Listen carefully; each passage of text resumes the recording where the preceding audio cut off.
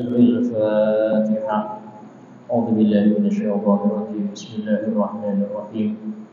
الحمد لله رب العالمين الرحمن الرحيم مالك يوم الدين. إياك نعبد وإياك نستعين. اهدنا الصراط المستقيم صراط الذين أنعمت عليهم غير المغضوب عليهم ولا الضالين. آمين.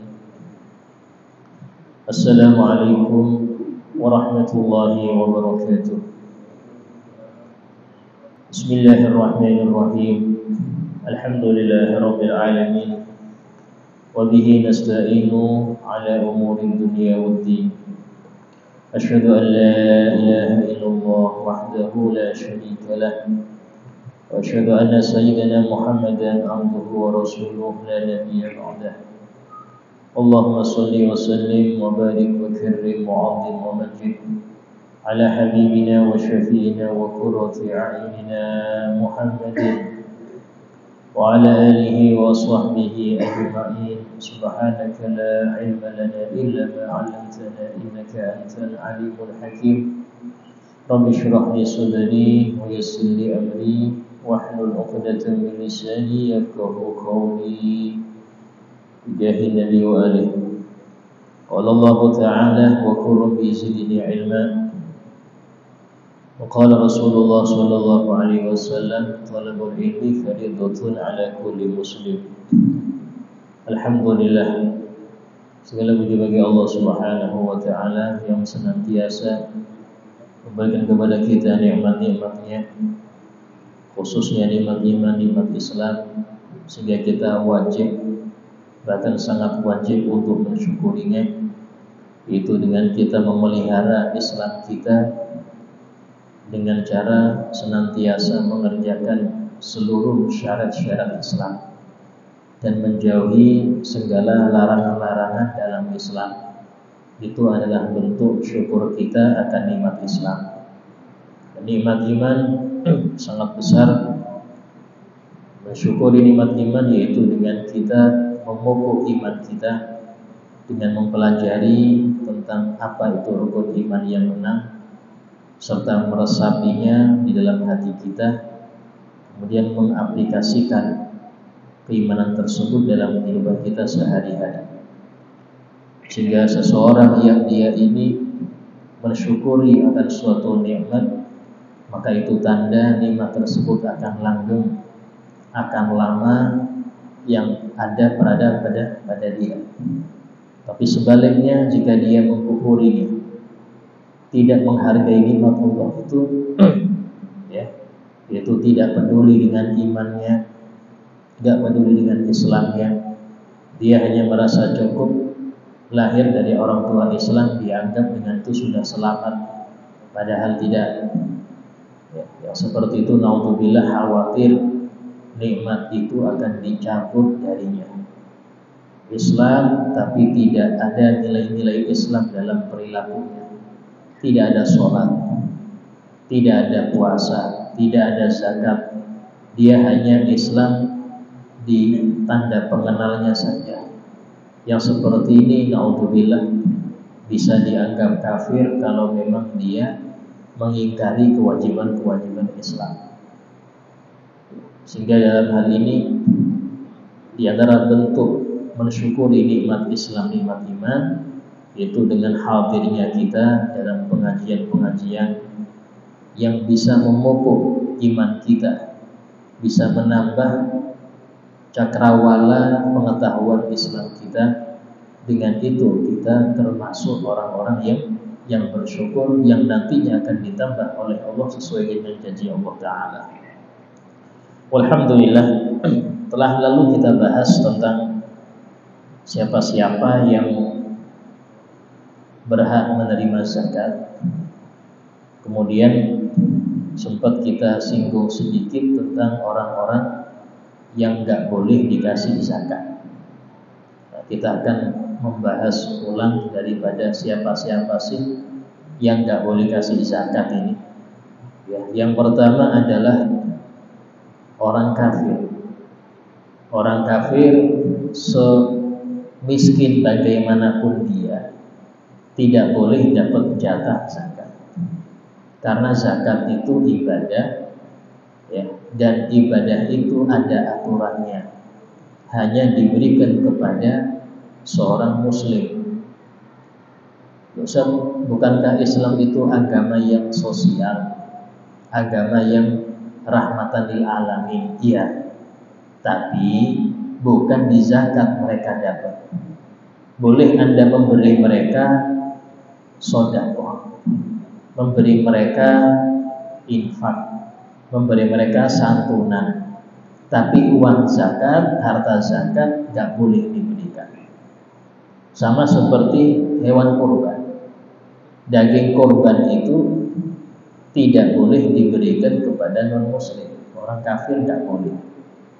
Tapi kalau Anda mau memberikan mereka daging, beli di pasar silahkan. Tapi kalau hewan kurban jangan. Ya, sedekah mereka boleh. Itu pun dengan catatan sedekah kepada mereka ini bukan dalam rangka atau event merayakan perayaan agama mereka. Ya, ikut andil di dalam merayakan Natal. Saya mau nyumbang nih sekian untuk Natalan, ya, haram hukumnya. Tapi kalau hanya sekedar ngasih sesuatu tanpa ada event, silahkan. Tapi zakat tidak dibolehkan. Jadi memberi sesuatu itu jangan nunggu zakat. Ya, kayak sebagian masyarakat kita itu kadang-kadang mau memberi guru ngaji anaknya nunggu zakat fitrah. Ini jangan. Dan nanti Ustaz Ramadan saya kasih sampai nunggu Ramadan, Pak. Zakat itu setahun sekali. Kalau memang lihat guru ngajinya ini kasihan ini, jangan memberi zakat. Kasih dia infak, sedekah, hadiah, banyak pemberian-pemberian yang di luar zakat itu. Tapi untuk orang kafir, kalau dia sebagai amil, dia ikut di dalam amil zakat, maka tetap diberi zakat. Diberi zakat ini atas nama dia amil, karena amil itu nerima zakat sebagai ongkos kerja, upah dia ngurus zakat itu dia dapat. Nah, urusan upah di sini gak melihat muslim, gak lihat kafir, karena memang dia ikut andil di dalam amil, termasuk amil ya, yang diangkat oleh pemerintah dalam ngurus zakat, kasih dia walaupun dah kafir. Yang kedua, budak. Seorang budak dia tidak boleh dikasih zakat. Kenapa? Karena dia nggak punya hak milik. Dia nggak punya hak milik. Bahkan dia sendiri milik majikannya. Bagaimana dia bisa diberi sementara dia aja nggak bisa memiliki? Karena itulah budak itu tidak boleh kasih zakat, kecuali budak yang dijanjikan majikannya kalau dia membayar sekian dia merdeka. Maka budak yang model ini tetap kasih zakat untuk membantu mempercepat pembebasan dia dari perbudakan. Kasih. Yang ketiga, anak atau orang yang tercukupi nafkahnya secara wajib. Nah ini, orang yang tercukupi nafkahnya secara wajib. Kalau kita bahas masalah nafkah, nafkah itu diwajibkan pada tiga orang ya. Pertama istri. Istri itu wajib dikasih nafkah oleh siapa? Suami. Selama dia tidak menentang, tidak nusyus. Nusyus ini nggak nurut. Kalau istri yang nggak nurut, tanda kutip nggak nurut di sini, nggak nurut kalau diajak sama suaminya, ini nggak boleh atau nggak berhak dapat nafkah.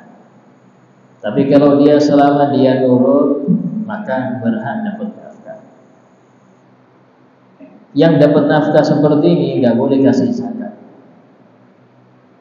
walaupun fakir. Ustaz, ada perempuan fakir nih, kayak apa? Dia punya suami nggak? Punya, nggak boleh kasih zakat. Terus dia fakir, kasih suaminya. Kalau memang suaminya itu kaya, alas, dia sudah tercukupi nafkah. Kecuali suaminya nggak ngikutin aturan syariat, yaitu dia nggak mau ngasih nafkah istrinya. Nah, baru berarti nggak ada yang ngasih nafkah, ini perempuan, ya, baru dikasih. Yang kedua, anak itu selama dia belum balik, nafkahnya itu ditanggung orang tuanya secara wajib. Dari sini menjadi jelas hukum batalnya ngasih zakat ke anak kecil. Arti batal di sini wajib bagi yang terlanjur memberi zakat ke anak kecil untuk mengkodok zakatnya. Ini sering, kadang-kadang anak kecil dapat zakat itu sering, padahal tidak sah. Kenapa nggak sah? Karena mereka punya orang tua yang wajib menafkahi mereka. Nah, kalau sudah balik dilihat. Kalau laki-laki, ya, laki-laki tidak wajib lagi dikasih nafkah oleh orang tua. Dia harus nyari nafkah sendiri. Seumpama dia tidak nyari nafkah, apa alasannya? Nganggur, Ustaz. Dia ada orang tua, ngapain kerja? Yang seperti ini tetap nggak kasih zakat. Kenapa? Karena dia malas. Kecuali dia nggak kerjanya karena sibuk dengan yang wajib, sibuk ngafal Quran, serius dia fokus, sibuk mendalami ilmu agama yang di pondok-pondok itu. Yang seperti ini, Imam Al-Baijuri mengatakan anak yang dewasa, ya, laki-laki dewasa sudah balik, tapi dia nggak kerja karena sibuk mendalami ilmu agama. Itu Imam Bajuri mengatakan tetap wajib orang tua ngasih nafkah, karena mereka tidak kerja, bukan nganggur, tapi berkesibukan dalam hal yang wajib. Walaupun itu wajibnya wajib kifayah. Cuman ulama jumhur, mayoritas ulama mengatakan tetap orang tua nggak wajib ngasih nafkah, tapi mereka berhak dapat zakat. Bukan mereka nggak kerjanya bukan karena malas, nggak kerjanya karena mereka sibuk dengan yang wajib. Apa itu? Ngafal Quran atau mendalami ilmu agama. Dari sini memberi zakat ke anak-anak pondok laki-laki yang balik, anak pondok balik laki-laki, ya, itu boleh. Karena itulah kalau ada yang tanya, Ustaz, bolehkah memberi zakat ke pondok? Maka kita bilang kalau ke pondoknya nggak bisa. Tapi kalau yang penduduk pondok bisa. Contoh pondok laki-laki, santri-santrinya yang balik itu masuk fuqara masakin, kasih, berhak dapat. Atau kiainya, karena kiainya itu banyak utang biasa, rata-rata shahibul ma'had itu utangnya banyak. Utangnya bukan untuk pribadi, tapi untuk maslahat pondok. Walaupun dia punya mobil, punya ini, itu kasih zakat. Karena bukan karena fakir dikasih, karena punya hutang. Hutangnya hutang untuk maslahat umum. Apa itu? Pondok. Atau kasih guru-gurunya, guru-guru yang di pondok. Rata-rata guru pondok itu di bawah UMR, ya, di bawah UMR. Kalau itu nggak cukup. Dan saya pernah dengar ada seorang ustadz di pondok itu nggak sampai 500 per bulan. Ya, seperti ini nggak cukup dia, sehingga berhak dapat. Dia berhak dapat. Nah, tapi kalau anak perempuan yang sudah balik, Anak perempuan sudah balik tetap wajib dinafkahi orang tua. Karena itulah nggak boleh ngasih zakat anak perempuan yang balik ini. Nanti kalau dia sudah menikah, orang tua nggak wajib ngasih nafkah lagi, tapi suaminya yang ngasih. Nggak bisa juga ngasih zakat. Jadi dalam hal ini itu kategorinya. Yang ketiga, yang berhak dikasih nafkah secara wajib orang tua. Orang tua walaupun dia ini nggak mau kerja, bukan nggak bisa kerja, nggak mau kerja. Itu anak yang mampu wajib ngasih nafkah. Nah, karena ada anak-anak yang bisa ngasih nafkah orang tua ini nggak boleh kasih zakat. Karena dia punya anak-anak yang mencukupi nafkah dia. Ya, ini sebagian orang salah ngasih zakat ke orang tua, padahal orang tua itu punya anak. Kecuali kalau anaknya durhaka. Kalau anaknya durhaka, dia nggak mau ngasih nafkah orang tuanya. Nah, yang seperti ini boleh dikasih zakat orang tua tersebut. Karena anaknya nggak mengamalkan syariat, nggak mau ngasih nafkah orang tuanya. Ustaz, cukupkah naruh orang tua di panti jompo, Ustaz? Sudah cukup nafkah? Dia bilang untuk nafkah oke, tapi bakti tidak. Kalau nafkah, dia sudah menafkahi, sudah bayar perawat semuanya, per bulan dia bayar, tapi berbakti tidak. Dia nggak dianggap berbakti, cuman ngasih nafkah tapi nggak berbakti, alias tertulis anak yang durhaka. Ya, hati-hati, ini kadang ini musim zaman dulu itu nggak ada model-model itu. Sekarang aja deh ini model. Sehingga istilahnya seakan-akan anak itu nggak peduli lagi. Ya. Kalau memang sesibuk apapun Anda, tetap jangan demikian. Letakkan di rumah, cari perawat. Orang tua itu ngurusin anak 5, anak 10 sendirian kuat. Tapi kita anak ngurusin satu orang tua masih kamu aja, saya sibuk nih. Nah ini ya. Dan hati-hati, dosa durhaka itu ya karma. Sebagaimana bakti itu akan menurun.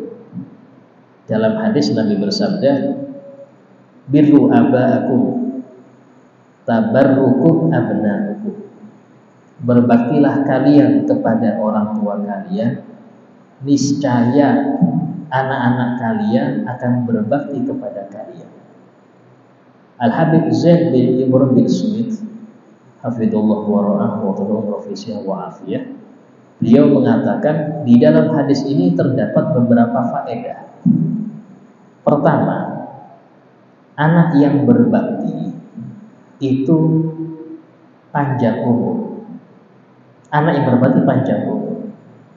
Dalam hadis itu kenapa? Karena tidak dia meninggal kecuali anaknya nanti berbakti pada dia. Maksudnya nunggu dia tua. Nunggu dia tua, anaknya sudah besar, karena harus berbakti anaknya. Dari sini ada panjang umur. Anak yang berbakti panjang umur. Yang kedua, anak yang berbakti insya Allah punya anak, karena harus ada yang balas bakti dia. Anak yang berbakti pasti punya, karena harus ada yang balas bakti dia sesuai hadis itu. Ya. Terus yang ketiga, anak yang berbakti secara nggak langsung sudah mendidik anak dia jadi anak berbakti, secara nggak langsung. Kenapa? Karena bakti dia kepada orang tua itu pasti dibalas oleh anaknya. Pasti. Ini sesuai janji Nabi Muhammad SAW. Nah, kemudian yang keempat, anak yang berbakti, anaknya itu akan panjang umur sampai dia dewasa bisa berbakti ke orang tua. Itu masya Allah di antara yang tersirat di dalam hadis itu seperti itu. Ya, sehingga jangan sampai disia-siakan yang punya orang tua. Kesempatan Anda untuk mendapatkan surga Allah itu dengan bakti. Bahkan Allah itu mengaitkan ridhonya dengan ridho mereka. Ridho Allah fi ridho walidain. Ridho Allah tergantung ridho orang. Sampai-sampai kata ulama cukuplah hadis qudsi yang Allah berfirman, man asbaha murdiyan li sakhitan li walidayhi fa ana anhu sakhit. Barang siapa yang dia ini mencari ridhoku, kata Allah. Orang ini cari ridhoku, tapi dia bikin murka orang tuanya. Ahli sholat, ahli umroh, ya, ahli sodaqoh, masya Allah, sudah cari ridho Allah itu kuat. Cuman bikin murka orang tua. Kata Allah Ta'ala, fa'ana anhu sakhit, aku murka pada orang ini. Aku murka, walaupun dia ahli ibadah, aku murka. Kenapa? Karena dia bikin murka orang tuanya. Jadi patokannya di situ. Nah, itu sudah cukup untuk kita berpegang teguh dengan hadis tersebut, sudah cukup untuk bikin kita ini sadar kewajiban berbakti. Bahkan saking pentingnya berbakti itu, sampai-sampai orang tua yang sudah wafat, ada cara kita berbakti dengan mereka. Sudah wafat, ada caranya. Apa itu? Sering mendoakannya. Yang kedua, mengamalkan amaliyah beliau waktu hidup. Apa amaliyah beliau waktu hidup? Entah itu yasinnya atau pengajian di sana abah saya sering hadiri. Abah saya sering ini hadiri. Itu termasuk tanda bakti. Yang ketiga, ya, menyambung orang-orang yang dulu akrab sama orang tua kita. Jadi jangan putus karena meninggalnya orang tua terus putusnya. Anak bisa berbakti dengan orang tua yang sudah meninggal dengan cara menyambung lagi orang-orang yang dulu akrab dengan sang ayah, disambung lagi. Itu anak tersebut seumpama waktu hidup orang tuanya dia durhaka betul. Orang tuanya meninggal, dia belum minta maaf, tobat, dia nyesel. Kayak apa caranya berbakti dengan orang tua saya? Dia sudah meninggal. Kayak tadi caranya tadi. Insya Allah, kata ulama, anak ini nanti menjadi anak yang berbakti, walaupun dia di masa hidup abahnya bikin murka terus. Karena urusan berbakti itu tidak hanya di waktu mereka hidup, walaupun itu paling utama. Ketika mereka sudah wafat itu masih ada kesempatan bagi yang ingin berbakti. Ya. Nah, kemudian jadi orang-orang yang tercukupi nafkahnya secara wajib itu tidak boleh kasih zakat. Tapi kalau nggak wajib, contoh seumpama saya punya tetangga fakir, ya, nggak bisa apa-apa dalam keadaan sakit. Maka saya setiap bulan ngasih dia, bukan sebagai kewajiban karena nggak ada hubungannya, tapi sebagai sunnah. Yang seperti ini tetap dapat zakat, walaupun tetangganya ada yang jamin. Walaupun, kenapa demikian? Karena nggak wajib tetangganya. Sama kayak family, saya punya paman Ustaz, nggak bisa kerja, sudah lesu, sudah istilahnya. Terus saya kasih dia itu tiap bulan sekian, saya sediakan berasnya ini. Apakah paman saya itu berhak dapat zakat? Tetap berhak, karena keponakan nggak wajib nafkahi paman. Sama saudara nggak wajib nafkahi kakaknya atau adiknya, nggak wajib. Ya, karena itulah walaupun dia menafkahi tiap bulan, tiap hari, tetap kalau ada zakat dia lebih berhak dikasih. Kenapa? Karena tidak ada yang menanggungnya secara wajib. Nah, itu di dalam masalah yang dinafkahi di situ. Adapun karyawan, saya punya karyawan nih, dia ini gaji dari saya nggak cukup, untuk dia itu nggak mencukupi, ya, karena memang ya kerjanya segitu aja, ya sesuai, tak kasih gaji sesuai dengan kerjanya. Tapi apakah boleh saya ngasih dia zakat? Ulama mengatakan boleh, karena dia walaupun kerja tapi nggak cukup nafkah. Gaji dia itu nggak cukup untuk istri dan anak-anaknya, nggak cukup. Ya, boleh Anda ngasih dia zakat dengan syarat jangan dijadikan gaji, haram jadi. Ya, atau dijadikan THR. THR itu istilahnya sudah anggap sesuatu yang harus. Rata-rata THR itu hal yang harus.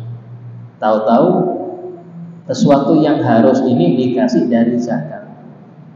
Walaupun dia menerima, iya aja, daripada nggak dapet, dia iya aja. Cuman yang berzakat ini nggak boleh diarahkan itu sebagai THR. THR sendiri, zakat sendiri, gitu ya. Kemudian yang selanjutnya yang tidak boleh menerima zakat adalah Bani Hashim dan Bani Muttalib. Bani Hashim dan Muttalib yaitu keturunan Hashim. Siapa Hashim? Itu kakek Nabi yang kedua, Sayyidina Muhammad bin Abdullah bin Abdul Muttalib bin Hashim, kakek Nabi yang kedua. Hashim ini punya saudara Muttalib. Seluruh keturunan Hashim sampai hari kiamat dan keturunan Muttalib sampai hari kiamat tidak boleh dapat zakat. Termasuk adalah semua zuriatnya Nabi Muhammad SAW. Ya, dengan dua alasan. Alasan pertama yaitu hadis Nabi SAW, innama hadhis shadaqah awsakhun nas. Sesungguhnya zakat ini adalah kotoran harta manusia. Kenapa kotoran harta? Karena harus dibuang. Ibaratnya orang makan kalau nggak BAB sakit. Orang pemasukan terus, nggak ada zakatnya, rusak uangnya. Entah kebakaran, kecurian, ditipu orang, macam-macam, harus dikeluarkan. Nah, karena ini dianggap kotoran harta, la tahil li Muhammad wala li ali Muhammad, tidak halal untuk Muhammad dan keluarga Muhammad, kata Rasul. Itu alasan pertama. Alasan kedua, kata Nabi, wa innama yakfikum khumusul khumus. Cukup untuk kalian wahai keluargaku 1/25 dari harta rampasan perang. Jadi dua alasan yang menjadikan mereka ini nggak boleh dapat zakat. Pertama, karena zakat itu kotoran harta manusia. Yang kedua, karena mereka sudah tercukupi dari 1/25 hasil perang.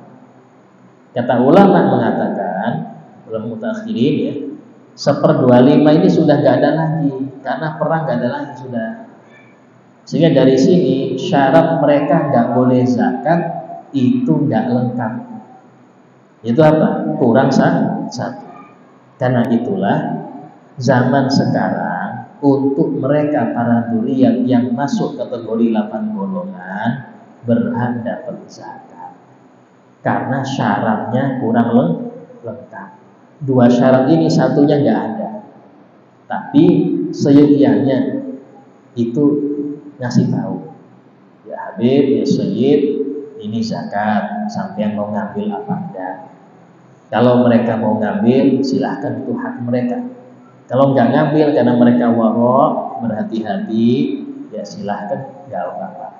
Jelaskan dulu kalau itu adalah zakat. Adabnya seperti itu. Ya. Nah, kemudian setelah kita membahas tentang orang-orang yang nggak boleh dapat zakat itu, maka menjadi jelas di sini mana yang wajib. Yang harus itu orang nyari siapa yang berzakat, atau yang berzakat nyari siapa yang berhak. Ya. Yang benar bukan yang cari duit nyari yang zakat, tidak. Tapi yang wajib zakat harus mencari siapa yang berhak, karena ini ibadah dia. Sekarang kebalik, Pak. Sekarang banyak orang pengemis keliling nyari zakat ke toko-toko. Itu kalau mereka berhak, kalau nggak berhak bisa batal zakat Anda. Terus Ustaz kayak apa? Loh, yang wajib itu Anda, wahai yang berzakat, untuk cari tahu, karena itu ibadah Anda. Anda harus cari tahu, ini yang berhak siapa-siapa. Jangan sampai zakat saya batal gara-gara ngasih bukan orang yang sepantasnya. Maaf, pengemis itu nggak semua loh berhak dapat zakat, karena mereka bisa kerja cuman males. So, kalau saya kerja belum tentu dapat 100.000. Tapi kalau di lampu merah, bisa 200.000 saya dapat. Nah, ini repot lagi yang model gini, nggak boleh kasih zakat, Pak. Karena pemalas. Islam itu tidak mau memelihara pemalas. Ya. Walaupun dia ahli dzikir, wiritan aja di masjid, nunggu pemberian zakat, nggak boleh. Itu nggak bisa kasih zakat. Nggak bisa, karena Islam nggak mau orang pemalas, harus kerja. Kalau memang kerja itu penghasilannya memang betul-betul nggak cukup, nah baru kasih zakat. Ya sudah ikhtiar.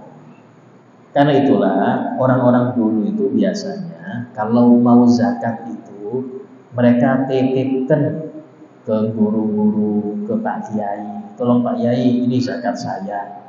Tujuannya karena Pak Kiai itu ngerti siapa yang berhak. Oh iya, dia ngerti, diserahkan ke Pak Kiai itu. Pak Kiai itu yang membagikan, karena dia ngerti ilmunya. Nah, sementara banyak orang yang berzakat ini nggak paham siapa yang mendapat golongan siapa, nggak ngerti. Nah, bahkan sebagian banyak ya di tempat-tempat kampung-kampung itu yang mereka nyerahkan kepada guru-guru di sana. Tapi guru-guru di sana itu langsung membagikan kepada yang berhak. Kalau seumpama Ustadz itu ngambil kayak apa? Kalau dia masuk 8 golongan, marhaban, silahkan, hak dia. Tapi kalau dia nggak masuk 8 golongan, nggak boleh dia ngambil, karena dia cuman perantara saja.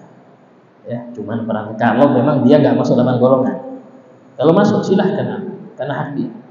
Nah, ini di dalam aturan mengapa orang-orang dulu itu banyak menyerahkan ke kiai-kiai, ke ustaz, karena itu alasannya. Karena mereka yang bayar zakat ini tidak ngerti siapa yang berhak, hanya dititipkan ke orang-orang yang ngerti, agar yang ngerti ini membagikan kembali. Ya. Kurang 5 menit ya, insyaallah. Tidak ada yang mau bertanya, silahkan ditanya. Ya, silakan.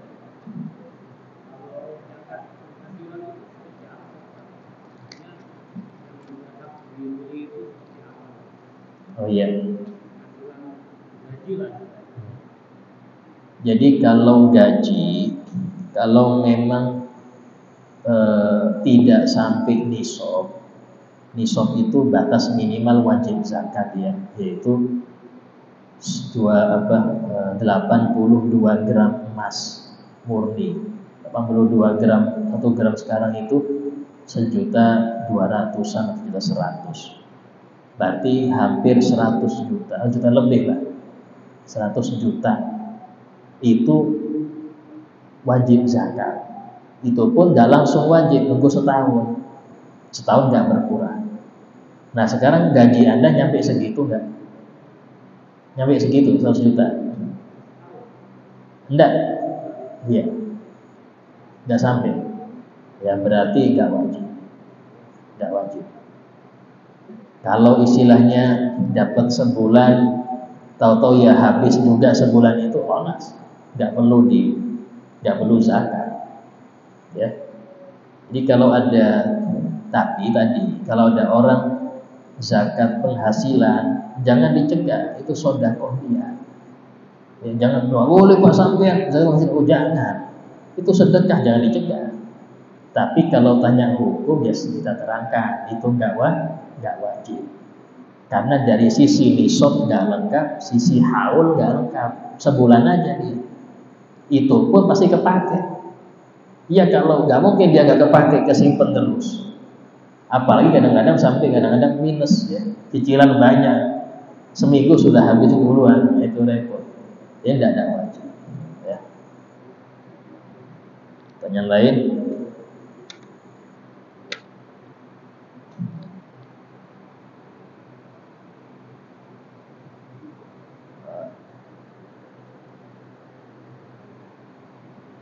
Tanya. Ya, kita lanjut pembahasan sedikit tentang kurang berapa menit ini? 6 menit ya. Masalah pembagian zakat ya. Kalau yang zakat itu raja atau pemerintah, Basnas istilahnya, yang menggalang zakat, itu wajib rata ke semua 8 golongan. Wajib rata. Artinya kalau zaman sekarang ini 8 itu nggak semua ada, Pak. Yang pasti nggak ada itu budak, pasti nggak ada.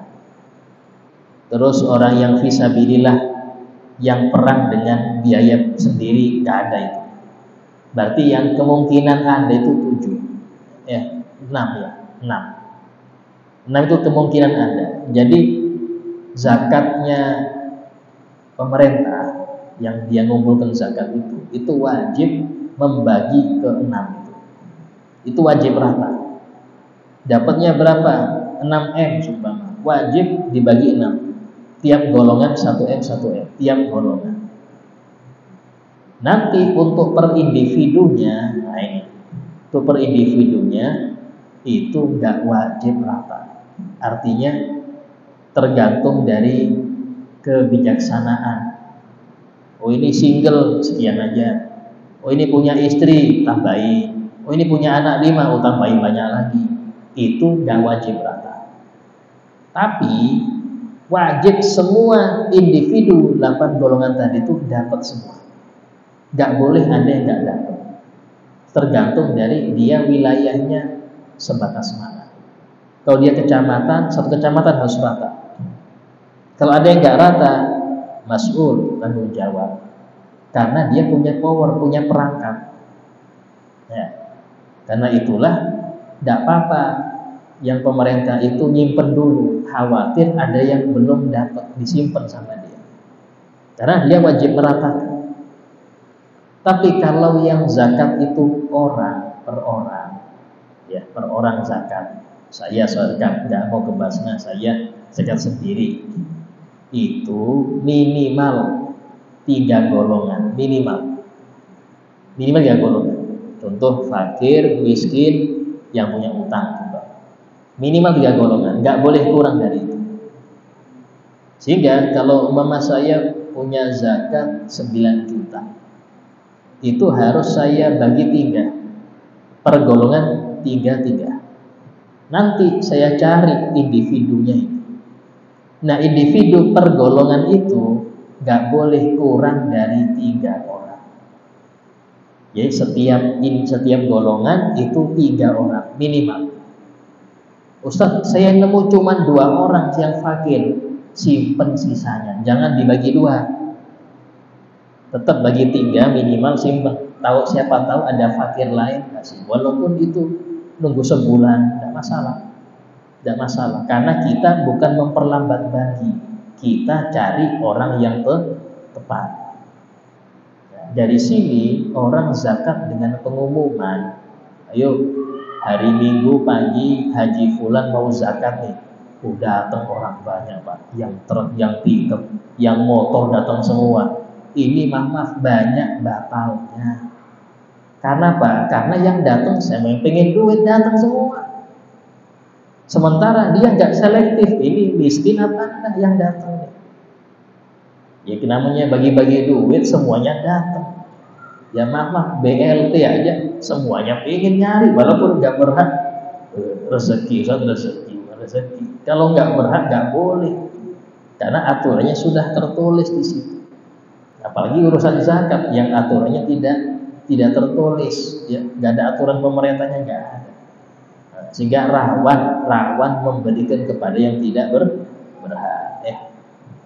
Itu cara pembagiannya di situ. Insya Allah ya, mungkin yang akan datang, karena ini mungkin bab puasa, kita nunggu Sya'ban ya. Mungkin yang akan datang kita bukan kajian fikih, kita kajian yang lain ya, karena memang ilmu wajib itu 3, fikih, tauhid, tasawuf. Kita kasih kajian yang lain, atau mungkin fikih tapi seputar yang lain. Betul, puasa mungkin lebih pas kita bahas di Sya'ban, biar lebih fresh ilmunya. Kalau sekarang dipelajari nanti lupa pas Ramadan. Ya, mumpung istilahnya ya dekat-dekat sehingga nggak sampai lupa.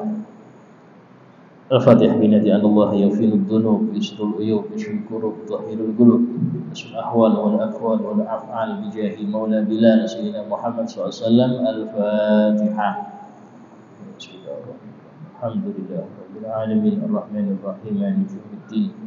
Iyyaka na'budu wa iyyaka nasta'in ihdinas siratal mustaqim siratal ladzina an'amta 'alaihim ghairil maghdubi 'alaihim waladdallin amin. Bismillahirrahmanirrahim. Alhamdulillahi rabbil alamin. Allahumma shalli wa sallim ala sayyidina Muhammad wa ala alihi wa sahbihi ajma'in. Rabbana anfa'na bima 'allamtana rabbi 'allimna alladhi yanfa'una rabbi faqihna wa faqih ahlana wa qarabatin lana fi dinina. Rabbi waffiqna wa fihum lima tartadi qawlan wa fi'lan karama warzuqil kulla halalan daima wa akhil anbiya ulama nahdu bil khair wa kulla syarr. Rabbana wasfih lana kulla syu'un wa qira bir ridha minka uyun wa qadi 'anna rabbana kulla duyun qabla an ta'tiyana rusulul malun. Rabbana atina fid dunya hasanah wa fil akhirati hasanah wa qina 'adzaban nar. وصلى الله على سيدنا محمد وعلى آله وصحبه وسلم والحمد لله رب العالمين. السلام عليكم ورحمة الله وبركاته.